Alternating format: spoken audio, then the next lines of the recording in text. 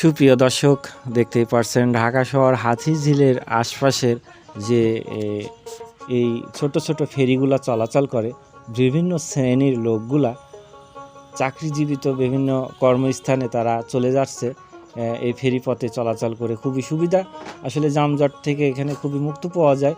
আর সকালবেলা বসে আছি, আমি চা খাচ্ছি, চা খেতে খেতে এই দৃশ্যটি আজকে আপনাদের মাঝে তুলে ধরলাম।